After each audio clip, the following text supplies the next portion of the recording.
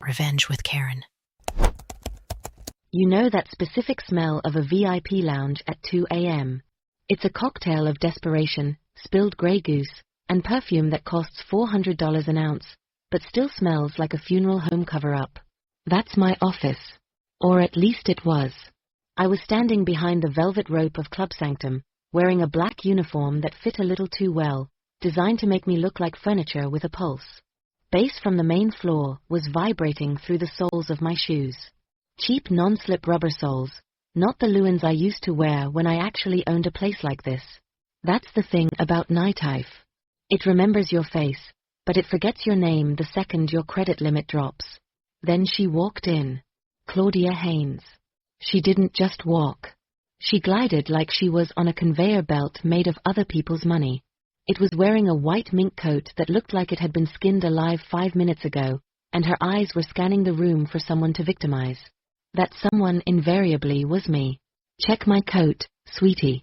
The coat hit me in the chest before I could even raise my hands. It was heavy, reeking of cold air, and that distinct metallic scent of new money that hasn't learned manners yet. I caught it because instinct is a hard thing to kill. My fingers dug into the fur hard enough to bruise the hide. You dropped a hanger last time. Claudia sneered, not even looking at me. She was busy admiring her reflection in the darkened window of the DJ booth. If you ruin the lining, I'll have it deducted from your whatever it is you earn. Tips, peanuts. I didn't say anything. I just tagged the coat. Ticket number 666. If she noticed the irony, was too busy checking her teeth for kale or cocaine. Listen, before I go any further into how I dismantled this woman's life brick by gilded brick, do me a favor and hit that subscribe button and give this a like.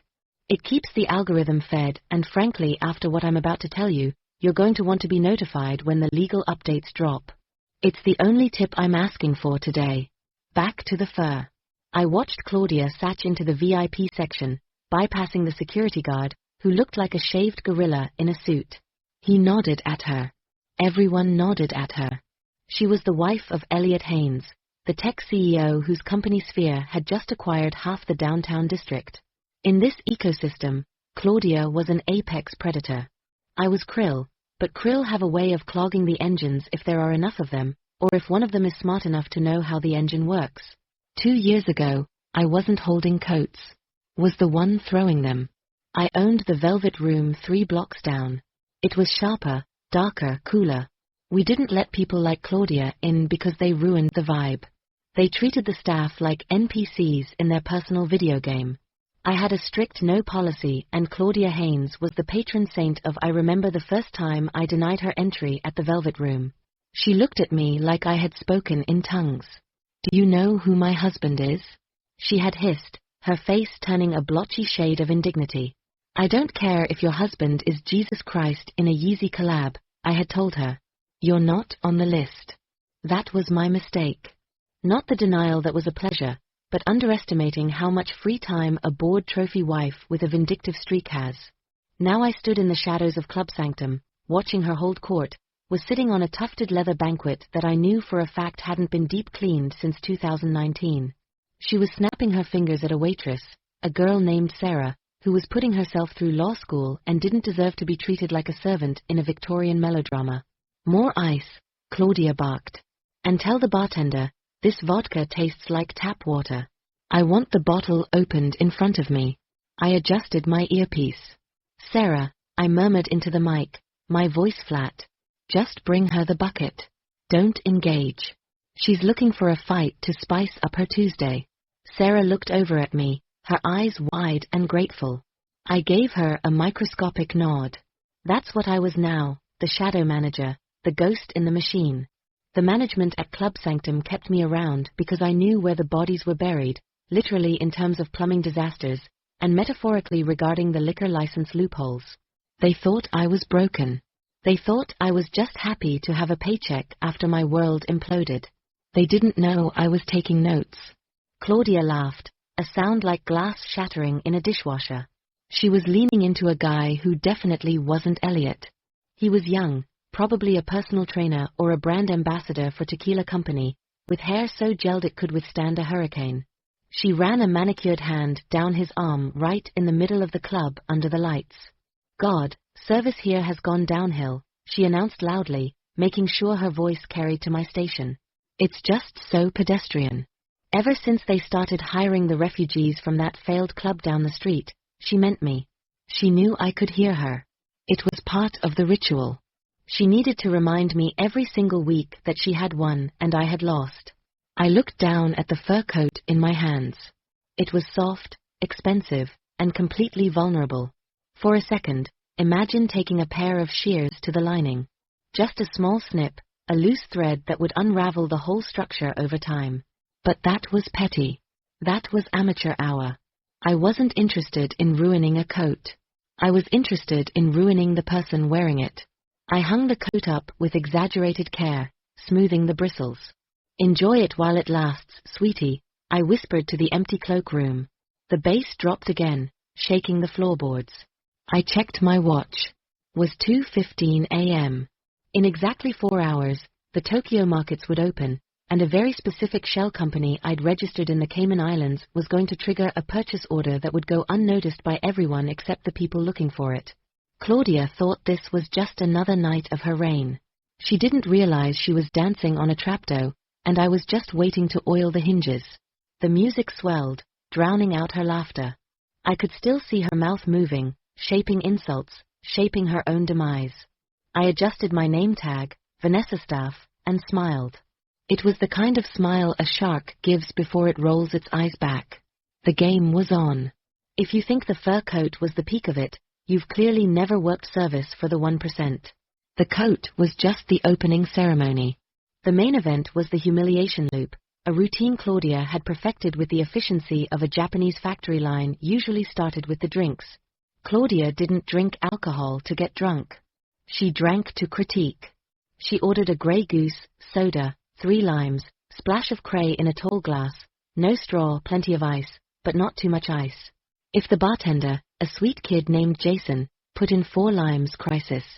If the splash of cranberry was more of a pour, tragedy. Is it hard? She would ask, leaning over the bar, her cleavage adjusting itself like a separate entity. Is it hard to follow basic instructions? Or is this why you're on this side of the bar and I'm on this side? Jason would stammer, apologize, and remake the drink. Then she'd leave a tip. A single dollar bill folded into an origami swan. It wasn't a reward. It was a prop for her cruelty. For your art classes, she'd say. Then there was Elliot, her husband, the CEO of Sphere. If Claudia was the knife, Elliot was the numbness that followed the cut. He didn't yell, didn't make scenes. He simply didn't perceive you as a human being. He looked through me like I was a smudge on a window pane. That Tuesday, Elliot came in about an hour after Claudia. He was wearing a suit that cost more than my entire liquidation settlement. He bypassed the line, bypassed security, and walked straight to the VIP section. As he passed the coat check, he handed me his umbrella. It was wet. He didn't hand it to me. Released it in the airspace roughly adjacent to my body, assuming I would manifest the physics required to catch it. I caught it. Dry it, he said, not a request. A command code input into a machine. Right away, Mr. Haynes, I said, my voice devoid of inflection. He paused just for a fraction of a second. Do I know you? My heart did a slow, cold thud against my ribs. I don't think so, sir. I'm just staff. Right, he said, dismissing the thought before it could fully form. You have the same eyes as a woman who used to run a dump downtown. Never mind. She's probably in rehab. He walked away. I stood there holding his wet umbrella, dripping water onto my shoes, a dump. My club had been architectural digest material. My club had been a sanctuary. I took the umbrella to the back room. I didn't dry it. I opened it and left it in the utility sink. Then I pulled out my phone. They were upstairs playing Masters of the Universe. I was downstairs playing 4D chess. I wasn't just scrolling Instagram. I was logged into a private server accessing the county clerk's real estate filings. You see, Club Sanctum wasn't owned by a person. It was owned by a holding company called Nightlife Ventures, which was owned by a larger conglomerate, which was leveraged to the hilt by a private equity firm that was currently panicking about its quarterly returns. I knew this because I had spent the last 2 years doing nothing but reading financial disclosures. While Claudia was reading gossip blogs, I was reading balance sheets. I saw the cracks before anyone else. Nightlife Ventures was hemorrhaging money. They had overexpanded into Vegas right before the market dipped. Were looking to liquidate assets to stop the bleeding. Club Sanctum was their crown jewel, but it was a jewel in a heavy sinking crown. I swiped through the PDF on my screen. There it was, a notice of intent to sell commercial assets. It hadn't been publicized yet. It was buried in a bundle of documents meant for shareholders. I switched apps to a secure messaging platform. I typed 3 words to a contact named Ghost Investor. Green light, proceed. Upstairs, heard Claudia's voice rise above the music again. I walked out of the back room to check the commotion. She was standing near the DJ booth, pointing at my feet. I had come out from behind the counter to grab a bus tub. Look, she shrieked, grabbing Elliot's arm. I told you. Look at her shoes. Are those orthopedic? Oh my God, Elliot. It's like a nursing home caught fire and they wandered in here. The group around her laughed. It was a sycophantic, ugly sound. I looked down at my black, sensible, non-slip work shoes. They were ugly. They were practical. They kept me standing for 10-hour shifts while I plotted their destruction. Comfort is key when you work for a living, Mrs. Paynes, I said. I didn't shout. I just projected using that bar owner voice that cuts through bass. The laughter faltered for a second. Claudia's eyes narrowed. Excuse me. She stepped closer, invading my personal space. Did the furniture just speak? I said, I looked her dead in the eye that these shoes have good traction, which is important. You never know when the floor is going to get slippery. Is that a threat? She scoffed. It's a safety tip, I said, picking up the bus tub filled with their empty-waisted champagne glasses. Floors change, management changes. Everything is slippery eventually. Fire her, Claudia said to the general manager who had just rushed over sweating. Gary, fire this grim reaper right now. Gary, man with the spine of a chocolate, looked at me nervously. He knew I ran the inventory better than he did. He knew I covered his ass when the till was short. Claudia, please. Gary wheezed. Vanessa is reliable. It's a busy night. I don't care, she hissed. She brings down the property value just by existing. I'll go check the stock in the basement, I said to Gary, diffusing the situation before he had to make a choice. I didn't wait for permission, turned my back on her, the ultimate sin, and walked away. As I descended the stairs into the darkness of the stockroom, I could hear her screaming about disrespect. I pulled my phone out again. Ghost Investor had replied, funding secured. Initial offer drafted. Do we want the brand name? I stopped on the landing. The concrete walls were cold. I typed back, no, just the building, the land, and the liquor license. Burn the brand. I looked up at the ceiling, listening to the thumping of the party above. They were dancing on my ceiling. Soon I would be the one pulling the floor out. The humiliation wasn't a deterrent anymore. It was fuel. High-octane premium unlead hate. And I had a full tank. You need to understand something. I didn't lose my club because of bad business. I didn't lose it because of the economy or COVID or bad vodka. I lost it because I bruised a narcissist's ego. She decided to burn my life down as a hobby. 2 years ago, the Velvet Room was the heartbeat of the city. I had built it from a rotted-out warehouse into a sanctuary of obsidian glass and crushed velvet. It was my child. I had mortgaged my house, my car, and my sanity to build it. After the night, I denied Claudia entry. The whispers started. It wasn't anything loud.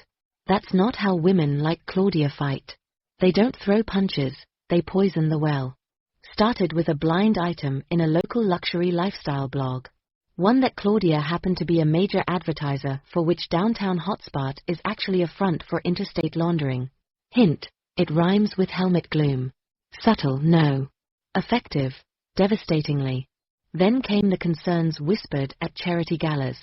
Elliot Haynes suddenly pulled his company's corporate account. That was $50,000 a year in guaranteed revenue gone overnight.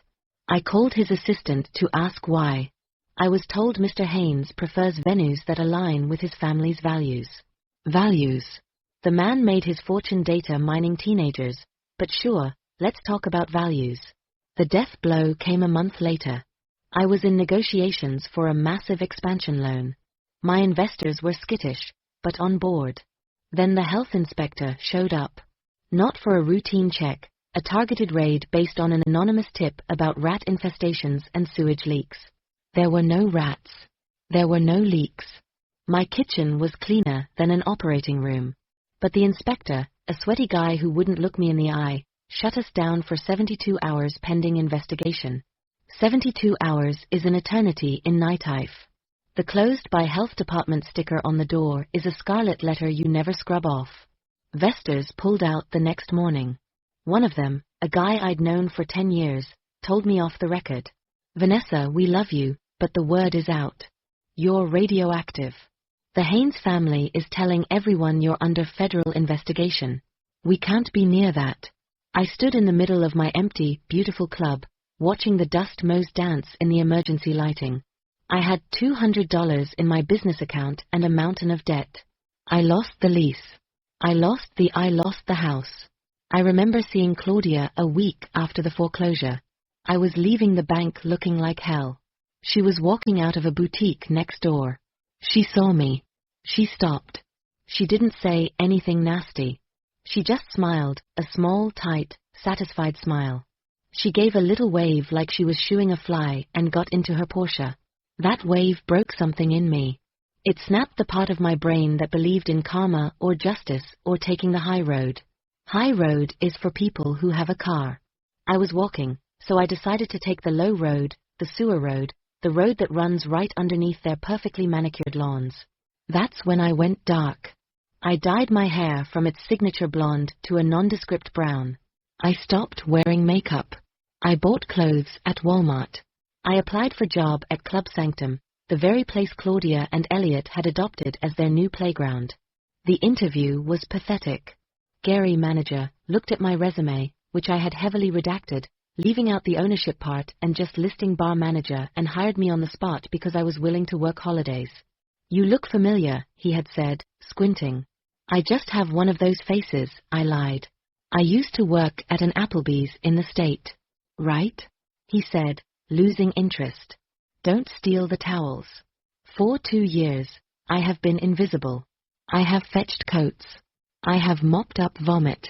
Have listened to Claudia tell her friends how she single-handedly cleaned up the city's nightlife by getting rid of that trashy place down the street.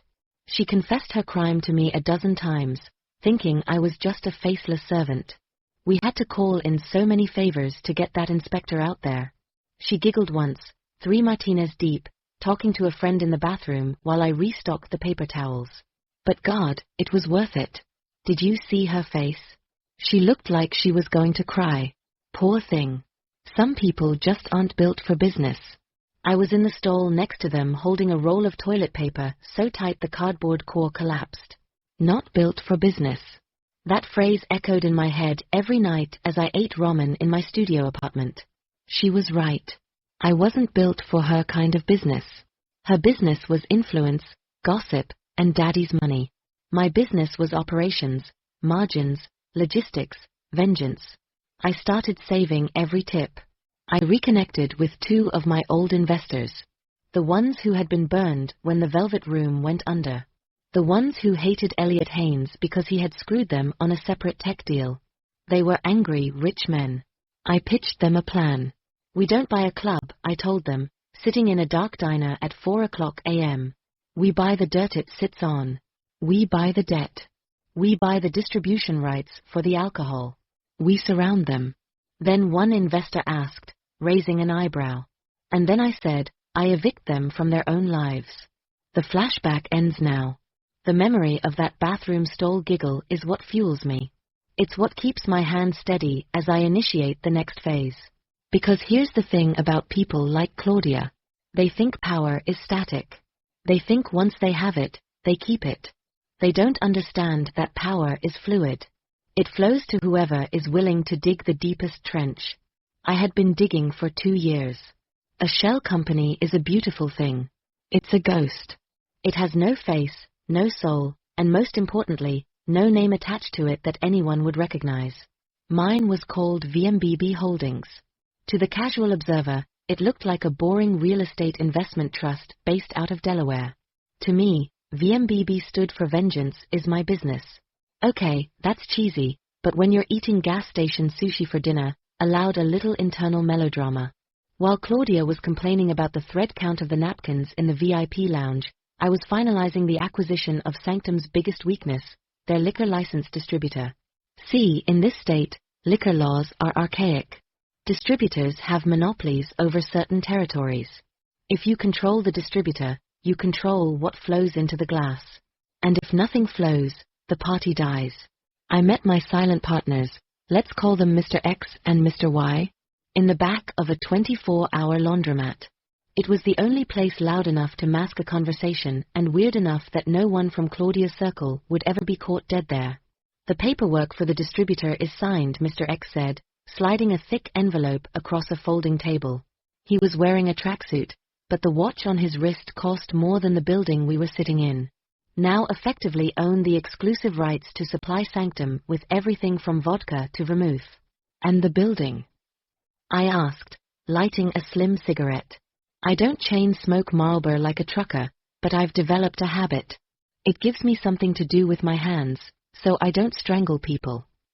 The bank accepted the offer on the mortgage note, Mr. Y added, grinning. He hated Elliot Haynes with the fire of 1,000 suns. Elliot had once publicly corrected Mr. White's pronunciation of Pinot Noir in front of a date. Petty, yes, but rich people wars are started over less. Technically, as of this morning, VMBB Holdings owns the debt. You can foreclose or you can renegotiate. I don't want to foreclose, I said, exhaling a thin stream of smoke. Not yet. I want to be the landlord.